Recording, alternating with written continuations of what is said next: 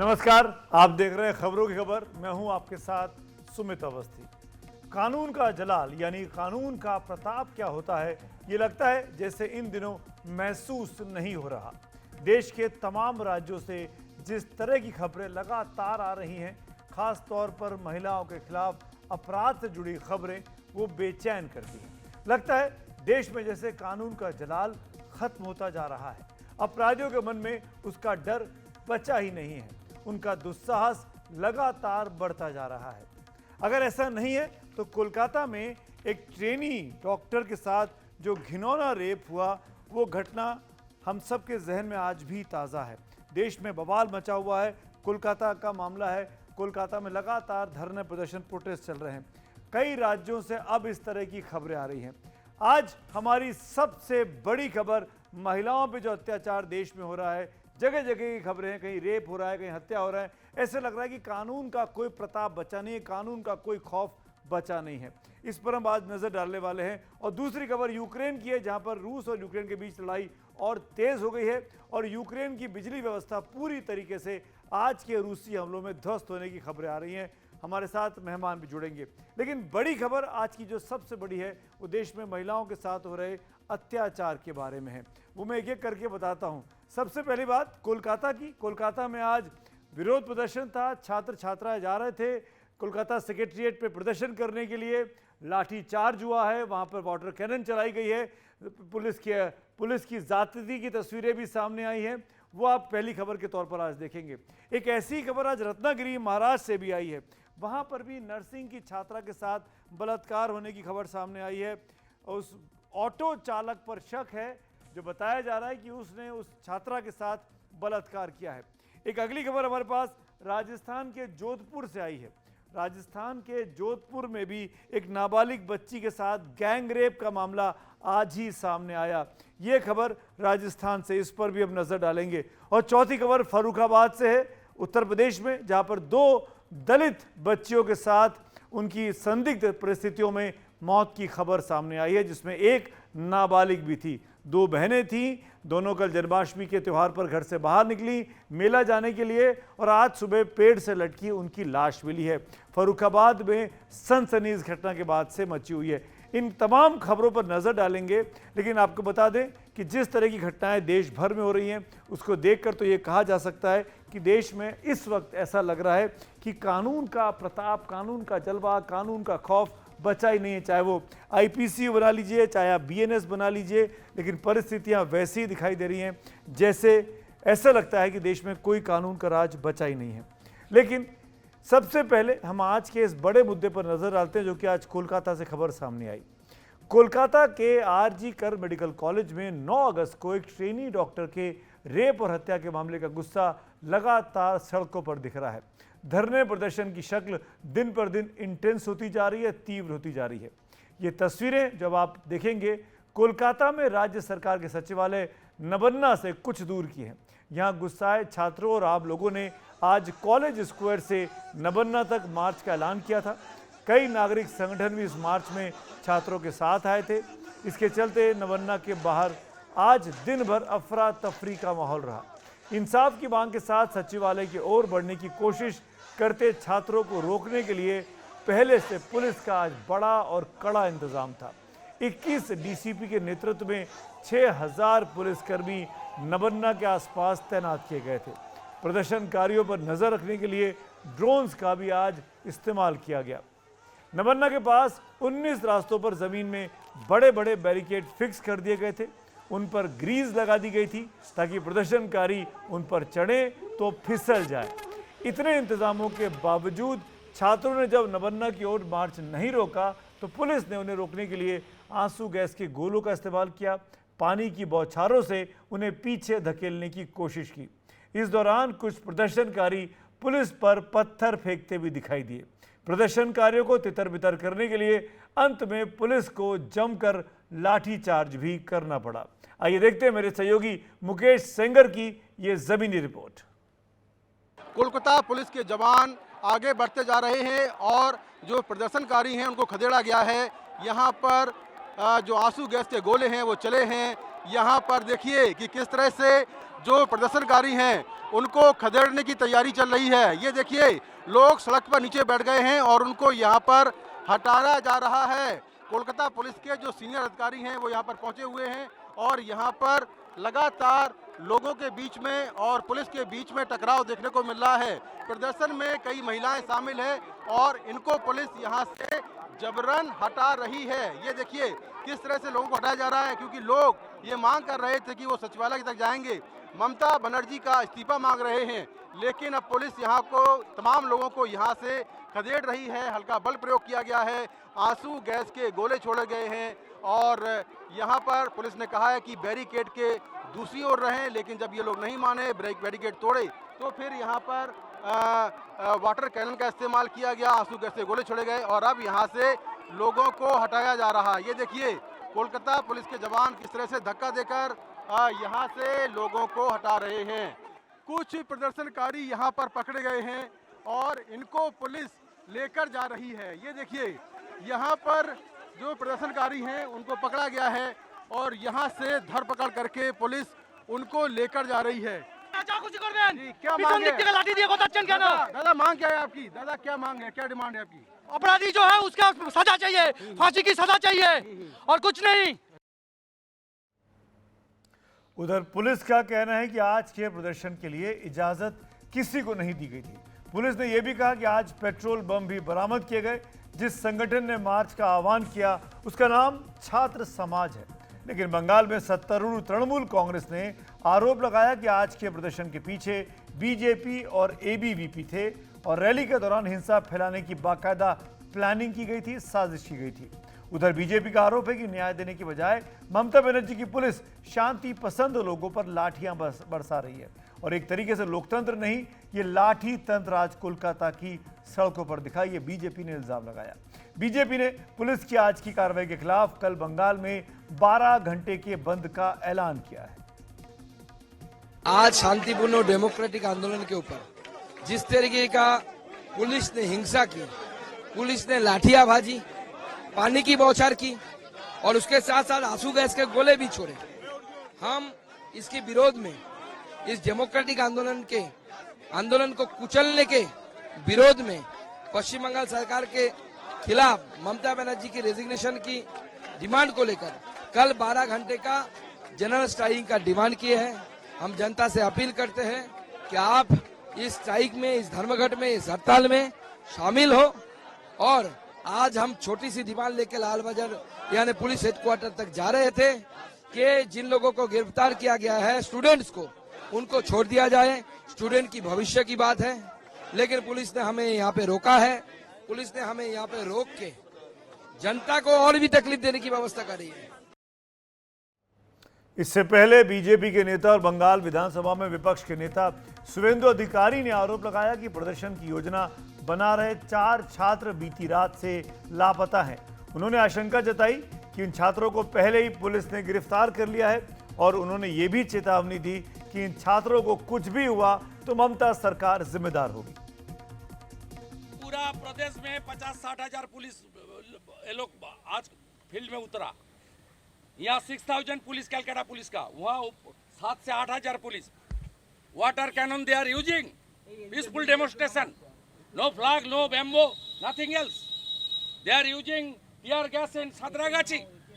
What is going on?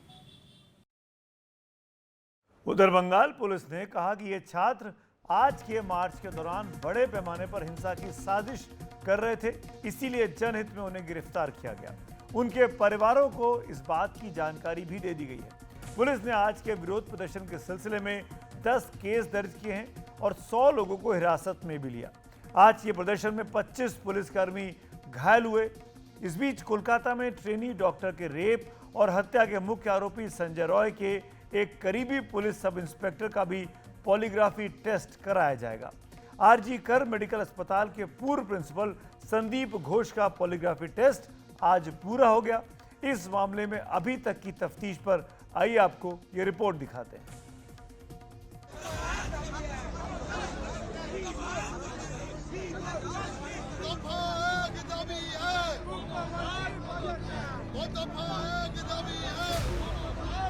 है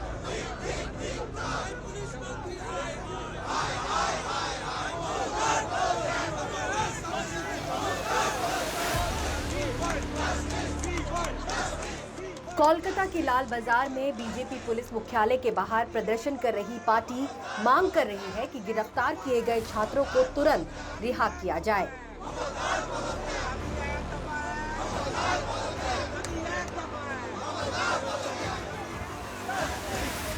जाहिर है पश्चिम बंगाल सरकार और कोलकाता कांड पर उसका विरोध कर रही बीजेपी इस वक्त आमने सामने है।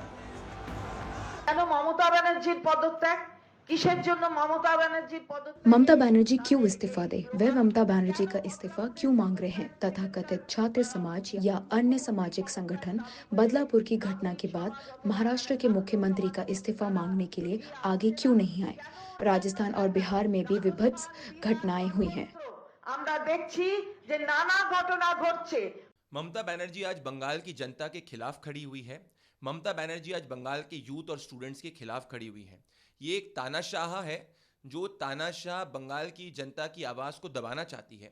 सुप्रीम कोर्ट ने क्लियरली कहा था कि प्रोटेस्ट जो हैं वो अलाउड हैं, ये डेमोक्रेटिक राइट है। उसके बावजूद ममता बनर्जी ने 4000 से ज़्यादा पुलिस वालों को वहाँ पे रखा है। साथ में वाटर कैनन से इनोसेंट स्टूडेंट्स के ऊपर फायर किया जा रहा है। और उसके साथ में बड़ी बात यह है कि कई स्टूडेंट्स के ऊपर मर्डर और अटेम्प्ट टू मर्डर के केसेस दागे जा रहे हैं, जिससे कि वो शांत हो जाए।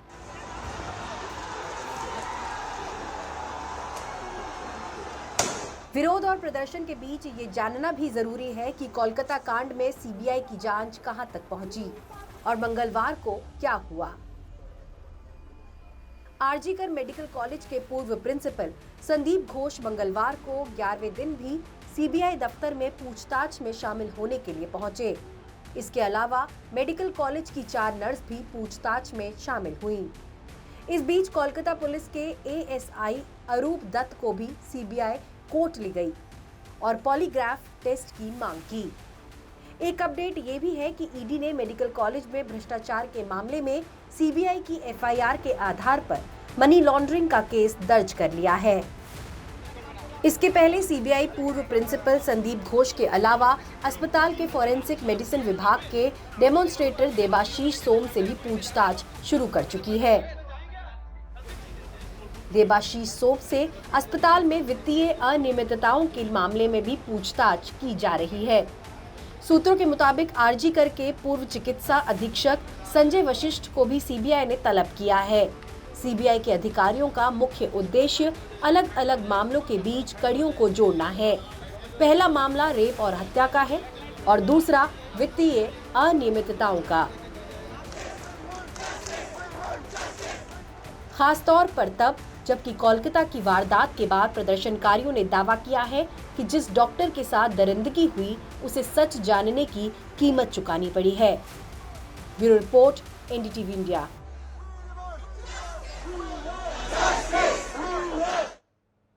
आज करीब 3 हफ्ते हो चुके हैं, 20-21 दिन कोलकाता की घटना के। उसके बावजूद भी कोलकाता में माहौल शांत नहीं हुआ है।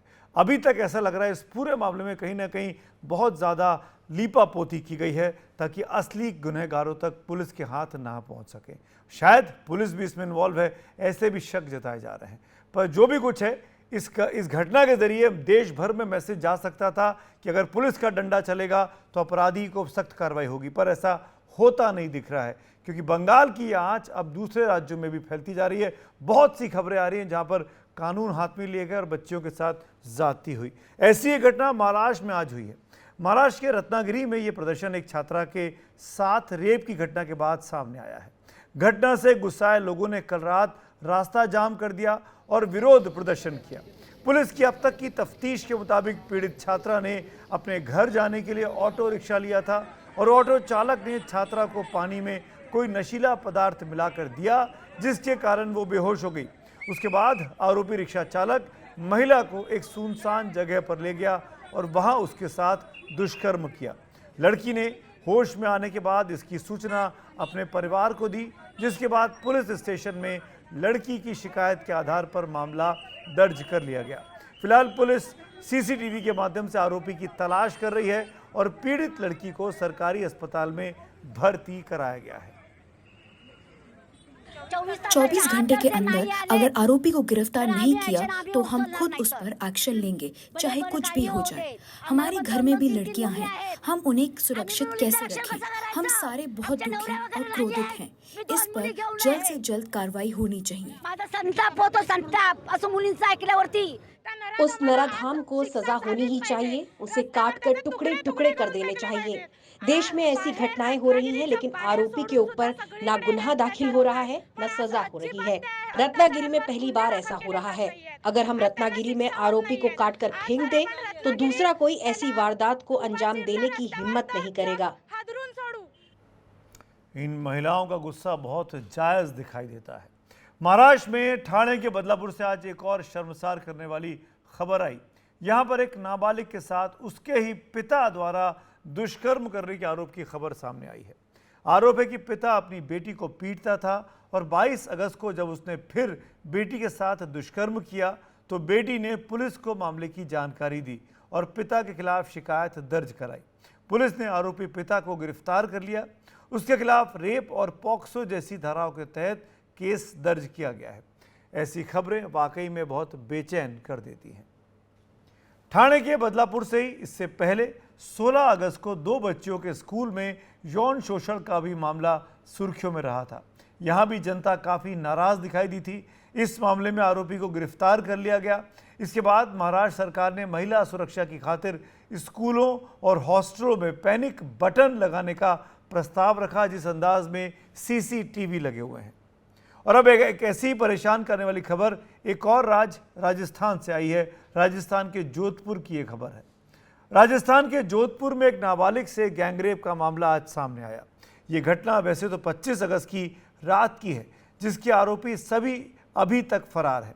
जानकारी के मुताबिक जोधपुर के महात्मा गांधी अस्पताल के बायोमेडिकल वेस्ट डंपयार्ड के पीछे ये कुकृत्य किया गया और फिर मौके से ये तमाम आरोपी फरार हो गए। पुलिस के मुताबिक ये लड़की रविवार को डांट पड़ने के बाद अपने घर से निकली थी। अस्पताल के अहाते में उसे अकेला देख 2 लोग उसके पास पहुंचे, उससे बातचीत शुरू की, उसको फुसलाया और फिर उसे एक सुनसान इलाके में ले गए और फिर उसे अपनी ज़बरदस्ती का बलात्कार का शिकार बनाया। परिजनों की शिकायत पर पुलिस ने मामला दर्ज कर आरोपियों की तलाश शुरू कर दी है। पुलिस को शक है कि आरोपी अस्पताल के कॉन्ट्रैक्ट कर्मचारी हो सकते हैं। फॉरेंसिक टीम ने भी मौके पर पहुंचकर मामले की जांच की है। इसके पीछे कुछ कॉन्ट्रैक्ट कर्मचारियों का हाथ होने का शक है। वहीं FSL की टीम ने मौके पर पहुंचकर मामले की जांच की।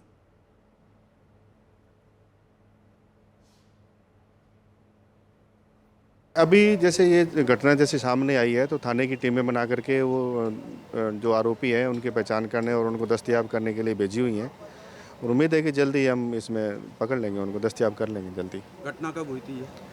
घटना बच्ची ये का नाम परसों यानी मिसिंग हुई थी और फिर रात को वो घटना हुई उसके साथ, यानी परसों रात की घटना है कह सकते हैं। जोधपुर में पिछले 10 दिनों में बच्चियों के साथ ऐसी 3 घटनाएं सामने आ चुकी हैं जो बहुत डराने वाली हैं। बीते शनिवार को ही एक कूड़ा बीनने वाली एक महिला की 3 साल की बच्ची को अगवा कर उसके साथ बलात्कार किया गया। इस बच्ची को जब अगवा किया गया तो वो अपनी मां के बगल में सो रही थी। बच्ची की मेडिकल जांच में रेप की पुष्टि हो गई है। रविवार को इस मामले के आरोपी को गिरफ्तार कर लिया गया। चलन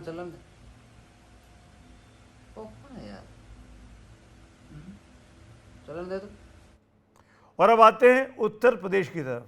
यहाँ के फर्रुखाबाद जिले में आज एक दिल दहलाने वाला मामला सामने आया। फर्रुखाबाद के कोतवाली कायमगंज के गांव भगवतीपुर में एक ही मोहल्ले की 2 दलित लड़कियों के शव आज सुबह आम के बाग में एक पेड़ से लटके मिले। दोनों ही शव एक ही दुपट्टे से लटके हुए थे। यानी दुपट्टे के 2 छोरों पर 2 अलग अलग बच्चियों के शव लटके हुए थे। एक की उम्र 16 साल है और दूसरी लड़की की उम्र 18 साल बताई गई है। परिजनों के मुताबिक कल रात 9 बजे दोनों ही लड़कियां जन्माष्टमी का कार्यक्रम देखने की बात कहकर घर से निकली और फिर रात भर नहीं लौटी। सुबह आम के बाग में उनके शव पेड़ से लटके हुए मिले। लड़कियों के परिजनों का आरोप है कि उनकी हत्या की गई है। लेकिन पोस्टमार्टम जांच के बाद पुलिस का कहना है कि दोनों लड़कियों ने लगता है खुदकुशी की है।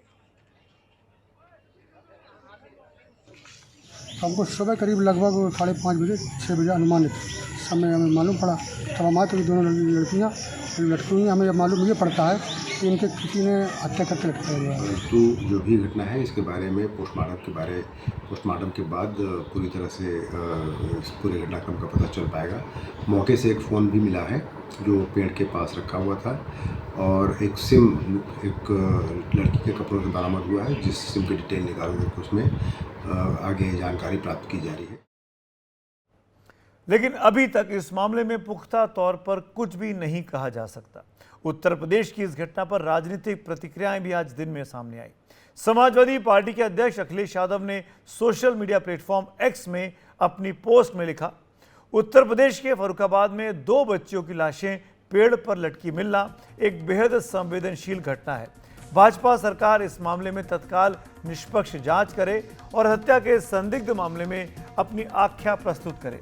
ऐसी घटनाओं से समाज में एक भयावह वातावरण बनता है जो नारी समाज को मानसिकता रूप से बहुत गहरा आघात पहुंचाता है। महिला सुरक्षा को राजनीति से ऊपर उठकर एक गंभीर मुद्दे के रूप में उठाने का अब पर्याप्त समय आ गया है। इसी मामले में उत्तर प्रदेश कांग्रेस के अध्यक्ष अजय राय ने सोशल मीडिया प्लेटफॉर्म एक्स पर लिखा, फर्रुखाबाद में जन्माष्टमी के दिन मंदिर गई 2 युवतियों के शव आम के बाग में फंदे से लटकते हुए मिले। भगवान श्री कृष्ण के दर्शन पूजन को गई युवतियों को दरिंदों ने मारकर एक ही दुपट्टे से बांध कर लटका दिया। योगी सरकार में उत्तर प्रदेश में दरिंदों का राज कायम है। क्या यहाँ कोई ऐसा शहर है जहाँ की बेटियां सुरक्षित हो? पूरे प्रदेश में महिला सुरक्षा का दावा करने वाले क्या एक भी शहर ऐसा बता सकते हैं जहां पर बेटियां सुरक्षित हों? अगर नहीं तो खुलेआम अपनी सरकार की नाकामी की घोषणा करें।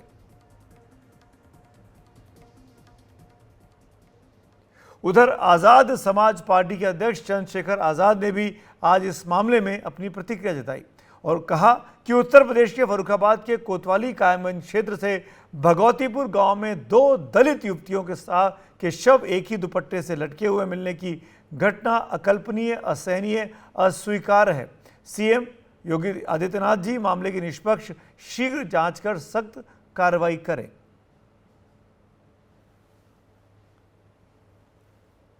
राजनीतिक दलों की ये प्रतिक्रियाएं जरूरी हैं, लेकिन उससे भी ज्यादा जरूरी है कि कानून के शासन को लागू करने की कोशिश करना, क्योंकि ऐसी घटनाएं किसी भी सभ्य समाज के लिए परेशान करने वाली हैं। ये तब है जब प्रधानमंत्री खुद महिलाओं के खिलाफ अपराध करने वालों को सख्त से सख्त सजा देने की वकालत करते हैं। रविवार को आपको याद होगा, महाराष्ट्र के जलगांव में एक सम्मेलन में प्रधानमंत्री ने कहा कि महिलाओं के खिलाफ अपराध अक्षम्य होना चाहिए। माताओं, बहनों, बेटियों का सामर्थ्य बढ़ाने के साथ साथ उनकी सुरक्षा भी देश की प्राथमिकता है। मैंने लाल किले से भी बार बार इस विषय को उठाया है। आज देश का कोई भी राज्य हो, अपनी बहनों बेटियों की पीड़ा को, उनके गुस्से को मैं समझ रहा हूं। मैं एक बार फिर देश के हर राजनीतिक दल से कहूंगा, हर राज्य सरकार से कहूंगा कि महिलाओं के खिलाफ अपराध अक्षम्य पाप है। दोषी कोई भी हो, वो बचना नहीं चाहिए। अपराध से जुड़ी तमाम खबरें ये भी बताती हैं कि अपराधियों के मन में कानून का खौफ खत्म होता जा रहा है। महिलाओं के खिलाफ अपराध के मामले भी यही बताते हैं। यही नहीं, कानून का डर होता तो लोग कानून अपने हाथ में लेने से डरते। अब बिहार की कोई तस्वीर देखिए। बिहार के अररिया से आए सड़क पर न्याय के इस वीडियो को देखिए, जो बहुत ज़्यादा आज वायरल है। यहाँ चोरी के आरोप में एक युवक कुछ लोगों ने उसको पकड़ा, उसका हाथ बांधा और फिर उसके कपड़े उतारकर उसके गुप्तांगों में मिर्ची का पाउडर डाल दिया, जिससे यह युवक करहता रहा। इस दौरान उसके चारों ओर कई लोग मौजूद थे, लेकिन किसी ने ऐसा करने से रोकने की कोशिश नहीं की, जब बल्कि वीडियो उल्टा बनाते रहे। वीडियो वायरल होने के बाद पुलिस हरकत में आई और केस दर्ज किया गया। पुलिस ने इस अमानवीय हरकत के लिए सिफत नाम के एक आरोपी को गिरफ्तार किया है और इस घटना में शामिल अन्य लोगों के बारे में पूछताछ की जा रही है। तो ये तमाम घटनाएं बता रही हैं कि कानून व्यवस्था का डर ऐसा लगता है कि खत्म होता जा रहा है। या तो लोगों का भरोसा नहीं है या उनको कोई खौफ मन में नहीं बचा है। कहीं अपराधी खुलेआम अपनी हरकतों को अंजाम दे रहे हैं तो कहीं लोग खुद ही सड़क पर इंसाफ करने से नहीं झिझकते। ऐसे तमाम मामलों पर बात करने के लिए मेरे साथ दो खास मेहमान हैं। AK जैन साहब जो कि पूर्व DGP रहे उत्तर प्रदेश के। जैन साहब, स्वागत है आपका। और रंजना कुमारी जी हमारे साथ हैं जो कि निदेशक हैं सेंटर फॉर सोशल रिसर्च की। आपका भी बहुत बहुत स्वागत है रंजना जी। रंजना जी, हमने लगातार जो आज दिन, मैं सिर्फ आज की बात कर रहा हूँ, 4-5 घटनाएं दिखा दी, जिसमें 4 या 5 घटनाएं तो महिलाओं के साथ ही एक पुरुष के साथ है बिहार की। क्या लगता है, कानून का खौफ नहीं है या पुलिस ठीक से काम नहीं कर रही है? ये सवाल मैं आपसे जानबूझकर पूछ रहा हूँ क्योंकि जैन साहब सुन रहे हैं, पुलिस में रह चुके हैं, वो और अंदर की बात जानते होंगे। देखिए, पुलिस का खौफ तो कभी था नहीं और आगे अभी भी नहीं है, सिवाय इसके कि पुलिस के बारे में लगातार यही कहा जाता है कि जब लड़कियां उन पर अपराध होता है वो केस लिखाने जाती हैं तो FIR नहीं लिखते हैं। आप बंगाल से लेकर के और महाराष्ट्र तक की सभी खबरों में यही पाएंगे कि FIR तक समय से दर्ज नहीं की गई। जांच की बात तो बहुत दूर की है। और दूसरा ये कि जो अपराधी है उस तक पहुंचने में पुलिस हर जगह कामयाब नहीं हो रही है। ये भी शक किया जाता है, जब वो अपराधी को गिरफ्तार कर लेती है तो लोग स्वीकार करने को तैयार नहीं होते कि सच में वही अपराधी है जिसको कि पुलिस ने गिरफ्तार किया है। तो उस बात को तो मैं सचमुच आपसे पूरी तरह सहमत हूँ, खौफ खत्म हो गया है। और इसी की वजह से, लेकिन उससे भी बड़ा कारण, क्योंकि बार बार ये कहना कि बख्शा नहीं जाएगा, अपराधी को छोड़ा नहीं जाएगा, ये सब बातें हम लोग प्रधानमंत्री से लेकर तमाम महत्वपूर्ण नेताओं से सुनते रहते हैं। लेकिन हम लोग जानना चाहते हैं, और खास तौर से महिला संगठनों की तरफ से, कि आखिर किया क्या जा रहा है। क्या 1,33,000 जो रेप के केसेस NCRB के रिपोर्ट में है कि वो पेंडिंग है, तो अगर वो पेंडिंग है और 30 साल और 40 साल के बाद कोई केस सॉल्व होता है तो उसमें फिर क्यों अपराधी का मन नहीं बढ़ेगा? क्योंकि अपराधी सिर्फ ये सेक्सुअल वायलेंस नहीं है, एक तरह की ये मानसिकता है जिसमें कि वो बदला लेने के लिए, अपनी पावर दिखाने के लिए, और एक खास तरह की कुंठित मानसिकता के लोग इस तरह का काम करते हैं। तो क्या अगर उनको पकड़ा नहीं जाएगा, उनको सजा कानून के तौर पर नहीं जाए, तो फिर उनका मन नहीं बढ़ेगा? वही हो रहा है, उनका मन बढ़ रहा है। और आज तो आपने कई रिपोर्ट लगातार हम लोग भी देख रहे हैं और फॉलो भी कर रहे हैं, लेकिन हर 18 घंटे पे हर जो पूरे डेटा को अगर हम जोड़ लें तो हिंदुस्तान में एक रेप की घटना की रिपोर्ट होती है। और फिर उस रेप घटना के बाद क्या होता है किसी को पता नहीं, क्योंकि 10 साल केस चलेगा, 12 साल केस चलेगा, एविडेंस नहीं जमा हो पाएगा, इसलिए अपराधी छूट जाएगा। और तमाम तरह के ये इस तरह की घटनाओं में सचमुच अगर अपराधी को सजा हुई थी तो निर्भया के केस में हुई थी और उसके बाद एक केस में और हुई थी। तो अगर यही चलना है तो फिर हम रोज इन्हीं बातों को करते रहेंगे और कहीं कुछ नहीं। और दूसरा, अब जनता के बीच में जो गुस्सा है वो सामने आ रहा है, लेकिन फिर उस गुस्से का राजनीतिकरण भी हो रहा है। उस गुस्से को आप एक राज्य के लोग जो दूसरी राज्य की सरकार है उसके खिलाफ दिखा रहे हैं, दूसरे राज्य में जो किसी और पार्टी की सरकार है। तो महिलाओं के शरीर के साथ जो जिस तरह की हरकत और जो अन्याय, अत्याचार, इतना सब कुछ हो रहा है, तो उसको एक राजनीति का हथकंडा आप देख लीजिए। बैठे हुए जो लोग जो ताली बजा रहे हैं, जो कर रहे हैं, किसी न किसी इस तरह के दलों से जुड़े हुए लोग हैं। और इन पुरुषों को अगर सचमुच चिंता होती, ये सब कुछ हो रहा होता, तो फिर जाके थानों में बैठे, जाके न्यायालयों में बैठे, आके सुप्रीम कोर्ट में बैठे, क्योंकि सुप्रीम कोर्ट ने अब एक व्यवस्था दी है जिसके तहत की कमेटी बना करके कम से कम बंगाल के केस में वो लोग जांच करने की कोशिश कर रहे हैं। साथ साथ ये भी हो जाए कि सारे, तो चारों चीजें हैं। एक तो ये कि कोई विशेष व्यवस्था के तहत फास्ट ट्रैक बना करके इन केसों का निपटारा होगा, सचमुच अन्यायियों को सजा मिलेगी। क्या सचमुच देश के अंदर की जो कानून बना है, कानून कितना बनाइएगा? जब कानून आप लागू ही नहीं करवा रहे हैं तो कानून लेके क्या करेंगे? बिल्कुल ठीक आप कह रही, कानून बहुत बने हैं। हमने IPC से BNS बना दिया और कहा कि और कड़े एक्शन लिए जाएंगे। क्या हो रहा है जैन साहब? क्या पुलिस वाले काम करने से कोताही बरत रहे हैं? क्या पुलिस वालों से भरोसा उठ गया है, या पुलिस वाले कुछ और कामों में व्यस्त हैं और वो कानून व्यवस्था को नहीं संभाल पा रहे हैं। मैं इससे बिल्कुल सहमत नहीं हूं। आप जितने भी केसेस स्टडी कर लीजिए, सब केसेस वर्कआउट होते हैं। ये रत्नागिरी का केस भी मेरे आपके रहते ही वर्कआउट होगा। बदलापुर वाले में भी अरेस्ट हुई है और आप देख लीजिएगा 7-8 दिन के अंदर अंदर उसमें चार्जशीट भी लग जाएगी और फास्ट ट्रैक कोर्ट में भिजवा भी दिया जाए। ये जो डिले हैं, ये मेरा ये मानना है कि पहली बात तो ऐसे एक्यूज्ड उनको बेल आउट नहीं करना चाहिए। बेल पर आकर फिर घटना घटित करते हैं। दूसरा, बेल पर रहते हुए धमकाने की कोशिश करते हैं। ये बेल नॉट जेल जो ये है, ये ऐसे अपराधियों पर लागू नहीं होना चाहिए। इनको जेल में ही रखा जाना चाहिए। नंबर 2, जो इम्पोर्टेंट रेप एक्यूज्ड हैं वो सुप्रीम कोर्ट तक केस को लेके जाते हैं। कभी गवर्नर के सामने पार्डन की अपील की, मर्सी अपील की, कभी प्रेसिडेंट के सामने की। सब वकील लगे रहते हैं और एक से एक हथकंडे अपनाते हैं, फिर वो सुप्रीम कोर्ट में जाते हैं। सुप्रीम कोर्ट में मेरा ये मानना है कि जिस तरह निर्भया की मां ने और फादर ने पैरवी की, उसी वजह से इतनी जल्दी केस डिसाइड हो पाया। बहुत से केसेस सुप्रीम कोर्ट में हाई कोर्ट से 5-5, 7-7 साल तक पेंडिंग रहते हैं। ऐसे में एक आवश्यकता इस बात की है कि पूरे देश में कंसेंसस बने कि हर लेवल पर तफ्तीश और जो इन्वेस्टिगेशन है वो शीघ्र से शीघ्र पूर्ण हो और जो सजा है वो फाइनल स्टेज पे पहुंचे और उसको कैरी आउट। सॉरी जैन साहब, बीच में टोक रहा हूं, लेकिन निर्भया के बाद कानून बना और लगा कि चीजें बदल जाएंगी, लड़कियों में भरोसा जगा, माँ बाप में भरोसा जगा। लेकिन आज 12 साल के बाद हम वहीं खड़े हैं जहां हम 16 दिसंबर 2012 को खड़े हुए थे। हम लगता ही नहीं कि देश में कोई बदलाव हुआ है। मैं ये पूछना चाह रहा हूं, आप दोनों महानुभाव हैं, आप दोनों इस फील्ड पे काम कर रहे हैं और अब तो आप बोल भी सकते हैं खुलकर जैन साहब, क्या टाइम बाउंड नहीं होना चाहिए कि 10 दिन में, 20 दिन में, 30 दिन में मामला खत्म हो? आप 6 महीने का डेट तय कर दीजिए, पर 6 महीने में सजा हो जाए।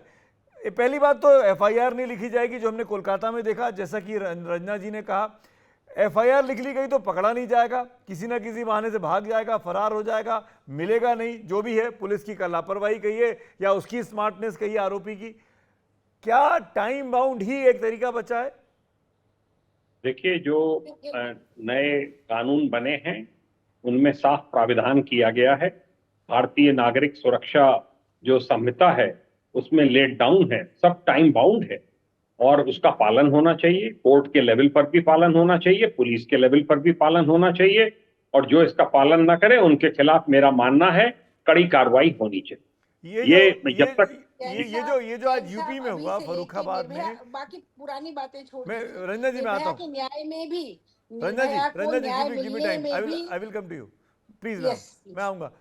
जैन साहब, ये जो यूपी में हुआ फर्रुखाबाद में, 2 लड़कियां घर से निकली जन्माष्टमी देखने के लिए, अगले दिन सुबह लाश मिली। एक दुपट्टे के 2 छोर पे, एक डाल पे 2 लाशें टंगी हुई हैं, एक इस तरफ एक इस तरफ, एक 16 साल की, एक 18 साल की। और ये कहा गया अभी तक जो पोस्टमार्टम की रिपोर्ट आई कि कोई जोर जबरदस्ती नहीं है, आत्महत्या का मामला लगता है, शरीर पर कोई चोट के निशान नहीं है, कोई सुसाइड नोट नहीं मिला है, एक फ़ोन मिला है बस पास में। क्या प्राइमा फेसी आपको लगता है कि ये इतना आसान मामला है कि इसमें कहीं कोई संदिग्ध चीज है ही नहीं?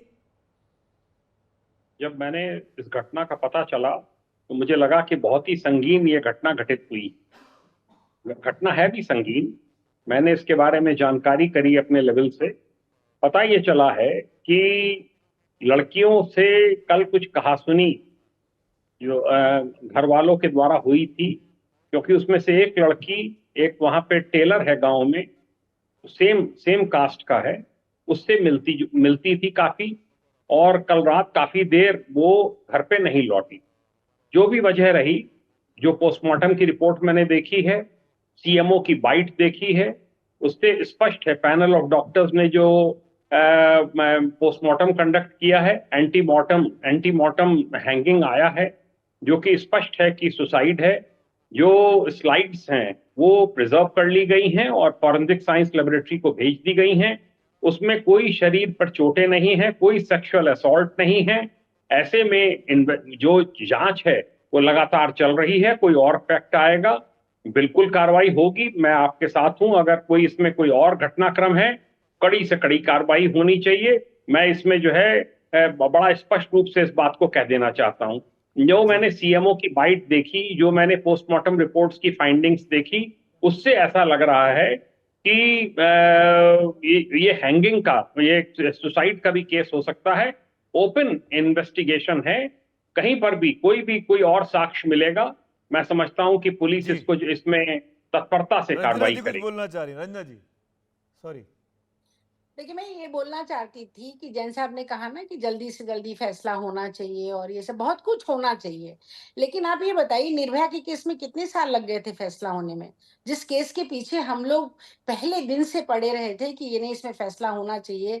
प्रोटेस्ट हुआ था, इंडिया गेट पे हम सब बैठे थे जाड़े ठंडे के दिनों में 4 दिन तक। उसके बाद हर 16 दिसंबर को निर्भया के आशा जी और उन लोग के साथ हम लोग बैठ के हर 16 दिसंबर को सम्मेलन करते थे। कभी भी आप उनको बुला के पूछ लीजिएगा, और लगातार दबाव बनाए रखा हम लोगों ने, उसके बाद जाके वो फैसला आया। तो क्या हर केस में, उन्नाव के केस में क्या हो रहा है, हाथरस के केस में क्या हुआ, तमाम और उत्तर प्रदेश के केसेस के बारे में मैं आपको बता दूं, तो क्या उत्तर प्रदेश तो छोड़िए ना, देश के सभी राज्यों में क्या हो रहा है उन केसेस में, और जो बेल की बात आपने कही थी, क्या पुलिस बेल को डिफेंस अच्छे से करती है ताकि उसको बेल ना मिले? बिल्कुल। क्या बेल के लिए खड़े होते हैं वो लोग वहां पर? क्या वो इस तरह की परिस्थितियों को कोर्ट को बताते हैं कि अगर इस आदमी को छोड़ा जाएगा तो ये आदमी दोबारा अपराध करेगा, इसको किसी कीमत पर ना छोड़ा जाए? ये होता है मैं कि नहीं? आप रंजना जी, बताइए ना। आप तो मतलब आपसे क्या बहस की जाए, क्योंकि मैं जैन साहब रंजना आप तो जी जानते हैं। मैं आपकी बात का जवाब देना चाहूंगा। निर्भया केस की तफ्तीश एक लैंडमार्क इन्वेस्टिगेशन है कंट्री में, ये कोर्ट्स ने ऑब्जर्व किया है, फांसी की सजा हुई है। पुलिस की तरफ से कितना डिले हुआ? कोई डिले नहीं हुआ। चार्जशीट फाइल की गई, कोर्ट में ट्रायल प्रारंभ हो गया। लोअर कोर्ट से सजा कब हुई? आप जरा तारीखें देखिए, लोअर कोर्ट से कब सजा हुई, हम लोग तो फिर एक उसके बाद फॉलो कर रहे थे जैन साहब। नहीं, फिर उसके बाद हाई कोर्ट में, फिर उसके बाद हाई कोर्ट से कब सजा हुई, और हाई कोर्ट के बाद सुप्रीम कोर्ट से सजा होने में कितना समय लगा? जब जब गवर्नर को मर्सी अपील, प्रेसिडेंट को मर्सी अपील, फिर उसके बाद सुप्रीम कोर्ट में अपील, तो ये तो ऑप्शन एक्यूज के सामने हमारे कंट्री में है, डेमोक्रेसी में, और वो उसका फायदा उठा रहा है। पर फाइनली देखिए, सबको फांसी की सजा हुई। तो ये तो एक इन्वेस्टिगेशन की जहां तक बात है, ये देखिए जैन साहब, इसमें कहीं भी आप जो गिना रहे ना, एक एक तारीख का हम लोग के पास हिसाब है, क्योंकि हम लोग तो आशा देवी के साथ हम लोग तो लगातार इसमें खड़े रहे हैं। एक एक उन्होंने तारीख तो का खुद मेरे हिसाब से है। कहा, मेरे से कई डिबेट्स में कहा। तो लीजिए ना, धैर्य से हाँ। मेरी बात भी तो सुन लीजिए ना। ऐसा मतलब कि मैं जो आपको बता रही हूँ, इसमें हमारा व्यक्तिगत अनुभव है। मैं सिर्फ टेलीविजन पर आकर बात करने में विश्वास नहीं करती हूँ। दिन रात हम लोग सड़कों पर लड़कियों की सुरक्षा के लिए काम करते हैं। हमारे संस्था में हजारों केसेस आते हैं। लेकिन मैं जो आपसे कहना चाह रही हूँ कि आप ये बताइए, निर्भया के केस में के बाकी के पैरेलल कोई भी और केस में ऐसा हो सकता है क्या? क्या हर जो 1,33,000 केसेस जो पेंडिंग है, क्या उसमें इसी तरह से हो रहा है क्या उसमें जांच हो रही है? क्या हो रहा है? 32 साल के बाद जिस केस में फैसला आया, वो कहाँ रुका रहा केस? आप बताइए। जो व्यक्ति पर आरोप लगा था वो 70 साल का हो गया। अभी तो हाल में ही अखबारों में आया, जब बंगाल के केस के बाद ये सब बातें आई। बंगाल के केस में छोड़ी ना, बहुत दूर जाने की जरूरत नहीं, जो इतनी सब बातें हो रही हैं, तो कितनी तरह की बातों को प्रचारित किया गया वहां से। और पुलिस का जो रोल था, उस पर कितने सुप्रीम कोर्ट ने भी सवाल उठाया है। मैं नहीं बोल रही हूँ, ये सिर्फ मैं नहीं कह रही हूँ कि सवाल उठाए। इनफैक्ट मैं आपकी बात पे एक लाइन और ऐड कर दूं कि कब तक महिला संगठन सड़क पर प्रोटेस्ट करेंगे, कब तक मीडिया लगातार खबरें दिखाएगा, तब पुलिस और कानून काम करेगा, तब कोर्ट काम करेंगे।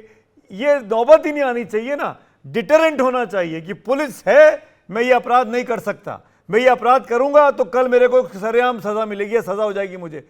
वो डिटरेंट कहाँ चला गया जैन साहब? पुलिस का डंडा कहां चला गया? पुलिस लगता है कुछ और कामों में लगी हुई है। नहीं, ऐसा कतई नहीं है। मैं आपको बता दूं, रेप टॉप मोस्ट प्रायोरिटीज में है। जैसे टेररिज्म का इंसिडेंट है, नक्सलिज्म का इंसिडेंट है, उसी प्रकार ये टॉप मोस्ट प्रायोरिटीज में रेप है। पूरे जिले की पुलिस, पूरे प्रदेश की पुलिस घटना होने पर तत्परता से लगती है, हाईएस्ट लेवल तक इनकी मॉनिटरिंग होती है। मेरा एक कहना है, इसको कोई अदरवाइज ना ले, सुप्रीम कोर्ट के 5 जजेस की बेंच का जजमेंट है कि स्वायत्ता प्रदान की जाए पुलिस को, जस्ट लाइक जुडिशरी। वो आज तक किसी पॉलिटिकल पार्टी ने उसको स्वीकार नहीं किया जी। और हर पॉलिटिकल पार्टी ये चाहती है कि पुलिस उनके डिक्टेट्स के हिसाब से काम करे, पुलिस को चलते जैसा हैं ना, वही तो निर्देश हम लोग मिले, भी कह रहे हैं। जैसा निर्देश मिले उस पे करें। इस पे क्यों नहीं आंदोलन होता है? मैं बिल्कुल कह रहा इस पे हूं। आंदोलन करें, इसके ऊपर कहें कि ये सुप्रीम कोर्ट के ऑर्डर्स का कंटेम्प्ट है, क्यों नहीं इसको फॉलो किया जा रहा है? जिस तरह से जुडिशरी को इंडिपेंडेंस है, उसी तरीके से वॉच डॉग होने चाहिए पुलिस के काम को देखने के लिए। जिस प्रकार की डिबेट इंडिया में होती है और वेस्टर्न कंट्रीज में क्यों नहीं होती? बहुत क्योंकि ठीक वहां बात पे आप कर रहे हैं independent- साहब, और यही चीज तो मैं कह रहा था कि कहीं ना कहीं पुलिस कुछ और कामों में लगी हुई है। पुलिस की जो मूल काम है वो काम ना करके पुलिस अपने पॉलिटिकल लीडर्स को खुश करने में लगी हुई है। प्रोटेस्ट करिए, हम सब मिलकर करते हैं, आइए, हम अब इसके खिलाफ आवाज उठानी पड़ेगी, तभी व्यवस्था ठीक होगी। पुलिस वालों को भी आगे आना होगा, हम सब साथ होंगे इसके साथ, तभी शायद व्यवस्था को हम ठीक कर पाएंगे। बिल्कुल, हमको इसमें हिचकिचाना नहीं है। साथ हैं इस मामले में। मैं मेरे पास वक्त की कमी है। जैन साहब, आपके इस कमेंट्स के लिए शुक्रिया। रंजना जी, आपके समय के लिए बहुत शुक्रिया। लेकिन देश में गुस्सा है कि आखिरकार कानून का डर क्यों खत्म होता जा रहा है। खैर, बढ़ते हैं आज की अगली और दूसरी खबर की ओर। अब आप बात करेंगे रूस यूक्रेन युद्ध की। रूस यूक्रेन युद्ध खत्म होने के कोई आसार नजर नहीं आ रहे। प्रधानमंत्री मोदी के यूक्रेन दौरे से लौटने के ठीक बाद दोनों देशों के बीच लड़ाई और तेज हो गई है। रूस ने सोमवार को यूक्रेन पर अब तक का सबसे बड़ा हवाई हमला किया। यूक्रेन के तमाम इलाकों में रूस की मिसाइलों और ड्रोन से हमले किए गए। रूस का मुख्य निशाना यूक्रेन के पावर इंफ्रास्ट्रक्चर यानी बिजली व्यवस्था से जुड़े बुनियादी ढांचे पर था। इस दौरान पूरे यूक्रेन को एयर रेड अलर्ट के तहत सतर्क कर दिया गया और लोगों को सुरक्षित ठिकानों पर चले जाने को कहा गया। उधर रूस ने इस बात की पुष्टि की कि यूक्रेन में बिजली के पूरे ढांचे को निशाना बनाते हुए उसने हमले किए हैं। इस बीच यूक्रेन के राष्ट्रपति व्लादिमीर ज़ेलेंस्की ने कहा कि रूस की मिसाइलों और ड्रोन्स को गिराने के यूक्रेन ने पश्चिमी देशों द्वारा दिए गए F-16 लड़ाकू विमानों का इस्तेमाल किया। उधर पोलैंड ने शिकायत की है कि रूस के हमले के दौरान उसकी सीमा में भी एक चीज घुसी जो कि ड्रोन होने का शक है। पोलैंड नेटो का सदस्य देश है। ऐसे में इस समय पर नेटो के प्रवक्ता ने कहा कि रूस द्वारा नेटो के एयर स्पेस का उल्लंघन गैर जिम्मेदाराना और खतरे से भरा हुआ है। इससे पहले पिछले साल दिसंबर में रूस ने 158 मिसाइलों और ड्रोन से यूक्रेन पर बड़ा हमला किया था, लेकिन रविवार और सोमवार की रात हुआ हमला उससे भी बड़ा था। रूस ने 127 मिसाइलें और 109 अटैक ड्रोन से हमले के दौरान किए। यूक्रेन का दावा है कि उसने 102 मिसाइलों और 99 ड्रोन्स को मार गिराया।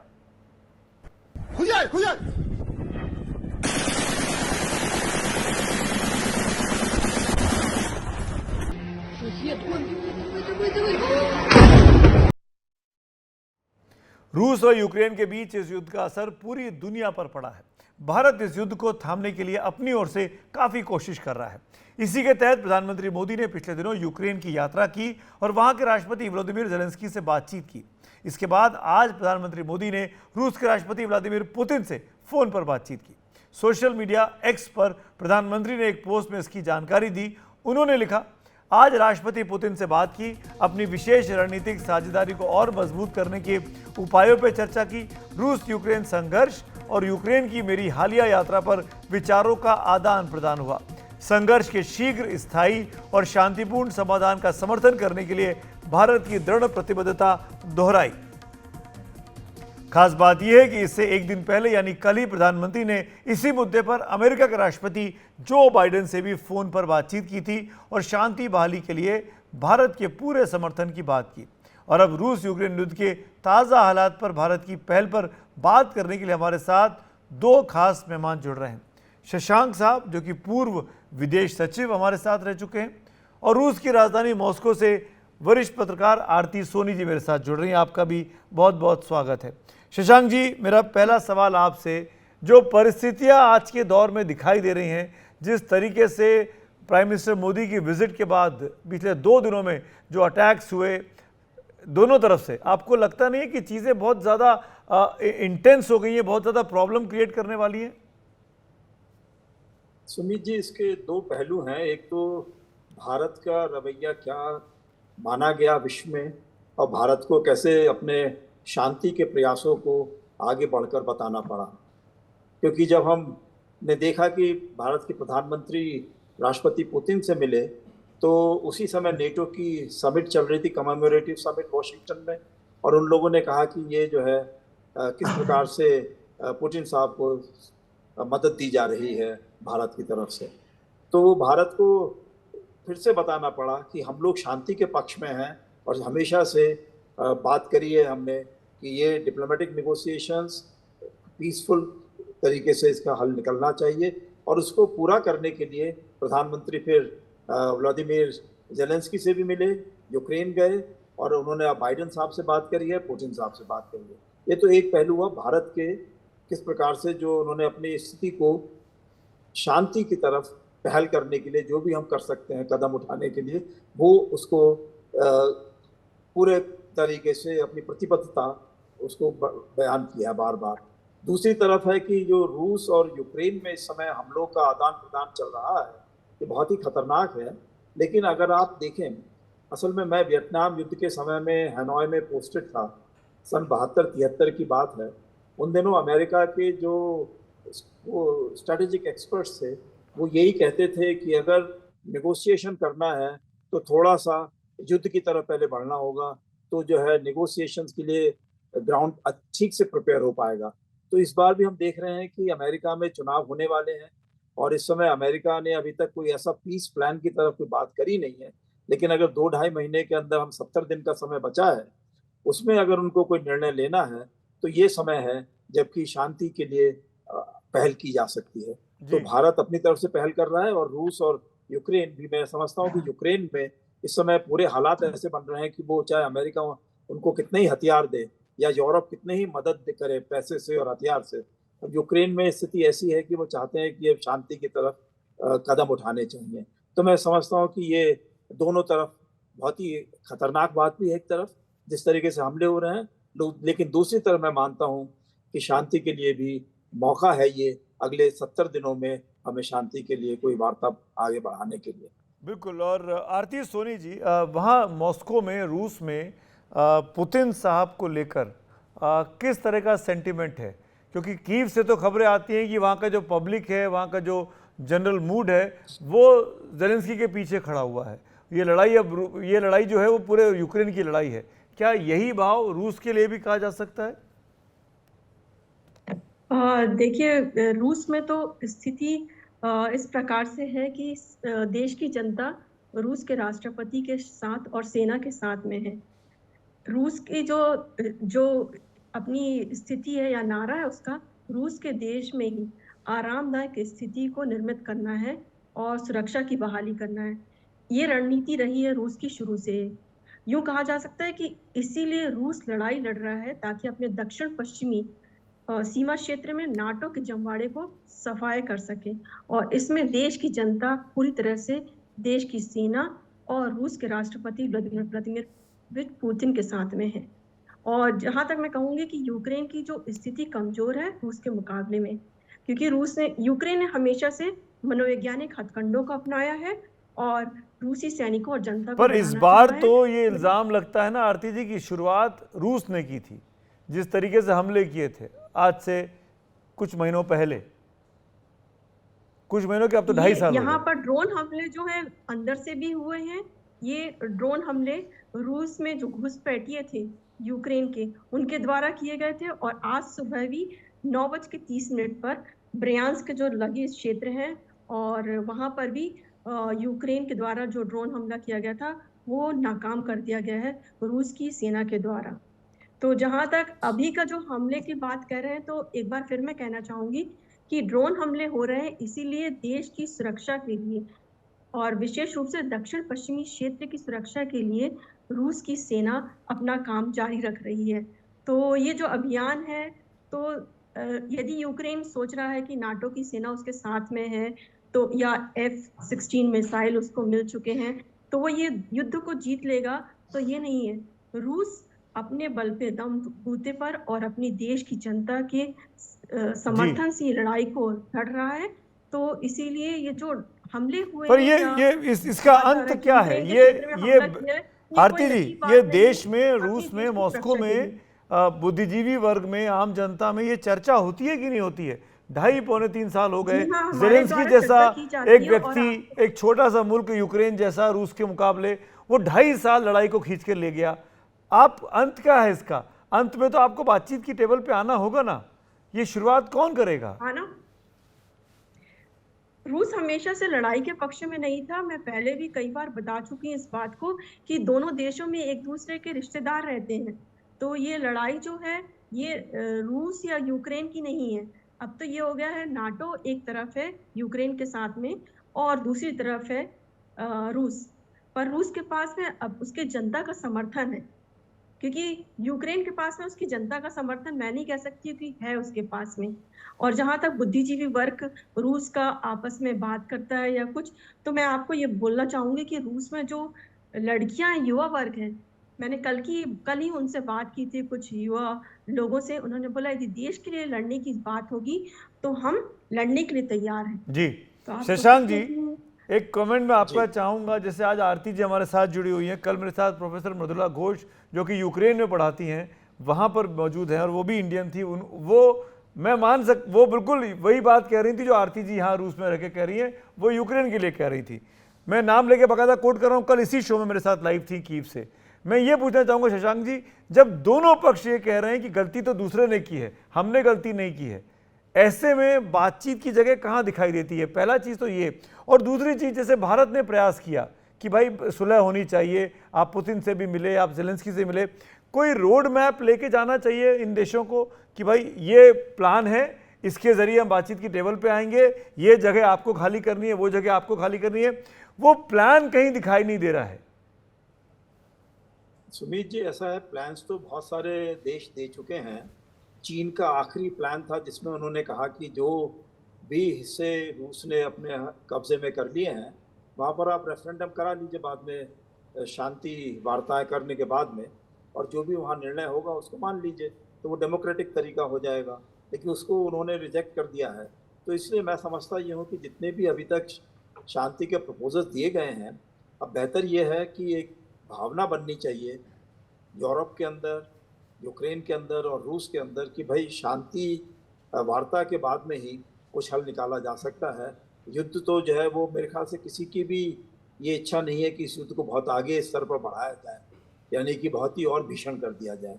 ये बात नहीं है, क्योंकि अभी भी आप देख रहे हैं कि ये हमले जो रूस कर रहा है वो उनके एनर्जी के सोर्सेज पर, इंफ्रास्ट्रक्चर वगैरह पे कर रहा है, सिविलियंस को अभी भी नहीं कर रहे हैं टारगेट।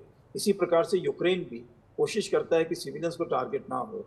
तो मैं समझता हूँ कि अभी भी वो जो मास डैमेज की सिचुएशन हो सकती वो नहीं है, लेकिन इसमें ज़रूरत ये है कि भावना जो इनके बैकर्स हैं, बिल्कुल जैसे चीन उनका है रूस के लिए, और उधर जो है अमेरिका और नेटो के बिल्कुल ठीक आप कह रहे हैं शशांक सर की कोशिश होनी चाहिए शांति की, और शांति की कोशिश जो बैकर्स हैं उनकी तरफ से होगी, तब शायद दोनों मुल्क आमने सामने बैठकर बातचीत करने की शुरुआत कर सकें।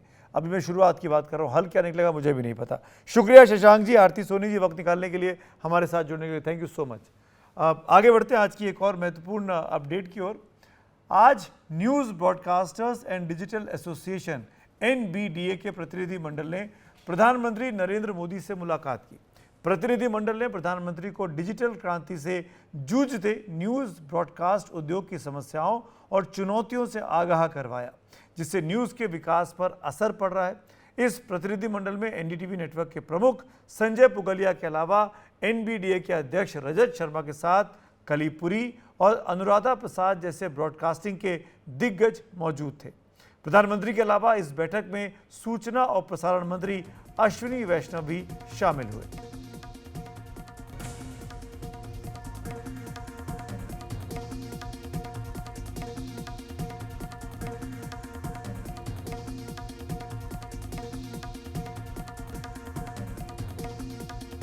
और अभी फिलहाल खबरों की खबर में वक्त है एक छोटे से ब्रेक का। ब्रेक के बाद जब लौटेंगे तो कैसे चीन हिंद महासागर में घुसपैठ करने की कोशिश में लगा और भारत क्या जवाब दे रहा है, एक एक्सक्लूसिव रिपोर्ट ब्रेक के उस पार। आप देखते रहिए खबरों की खबर। छोटे से ब्रेक के बाद हाजिर होते हैं।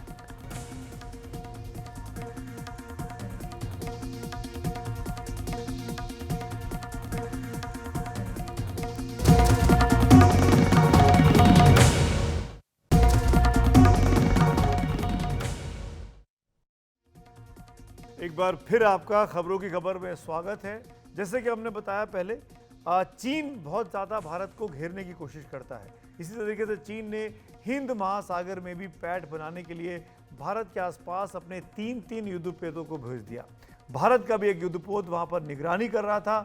क्या हुआ जब आमने सामने दोनों सेना आई, देखिए मेरी सहयोगी कादम्बिनी शर्मा की ये रिपोर्ट। कोलंबो इस वक्त हिंद महासागर क्षेत्र में दबदबे और प्रभाव की रेस का आईना बना हुआ है। वहां पर सोमवार को 3 चीनी युद्धपोतों ने लंगर डाला। सोमवार को ही भारत के एक युद्धपोत ने INS मुंबई, जो कि एक गाइडेड मिसाइल डिस्ट्रॉयर है, इसने भी वहां पर लंगर डाला। भारतीय नौसेना बहुत करीब से इन तीनों युद्धपोतों पर नजर रखे हुए है। यहाँ तक कि जो भी इस पूरे क्षेत्र में चीन के जहाज हैं उन पर वो नजर रखती है, क्योंकि कई इसके एंगल्स हैं। जो इनके युद्धपोत हैं, चीन के युद्धपोत जो हैं, उनमें एक का नाम है हाफई, एक वुजिशान और एक किलनशान, जिसमें कुल मिलाकर 1500 नौसैनिक हैं। दूसरी तरफ भारत के युद्धपोत INS मुंबई पे करीब 410 नौसैनिक हैं। दोनों ही देशों के युद्धपोत जो हैं वो 29 अगस्त को वहां से निकल जाएंगे, यानी कि चारों ये जहाज वहां से निकल जाएंगे। असल में लगातार हिंद महासागर क्षेत्र में चीन का ये प्रभाव अपना बढ़ाने का, दबदबा कायम करने की जो कोशिश है वो चल रही है। श्रीलंका में 21 सितंबर को राष्ट्रपति पद का चुनाव है।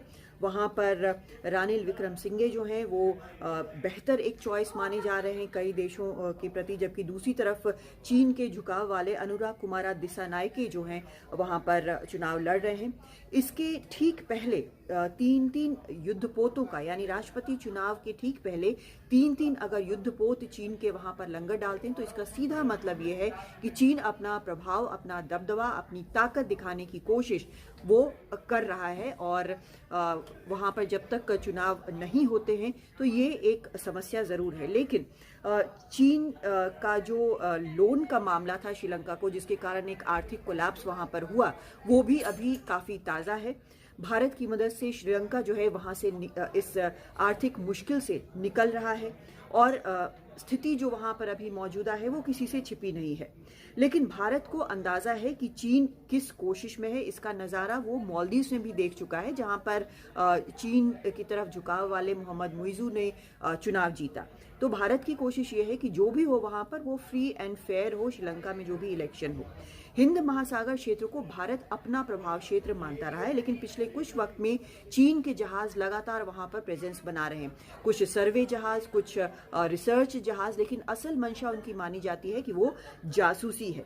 और यहाँ पर भी भारत का जो संदेश है वो बिल्कुल साफ है कि उसे मंशा पता है, चीन की कोशिश पता है, लेकिन भारत भी पीछे हटने वाला नहीं है। उसके लगातार वो नज़र बनाए हुए है। श्रीलंका भी भारत पर भरोसा कर सकता है और भारत के दमखम में कोई कमी नहीं है।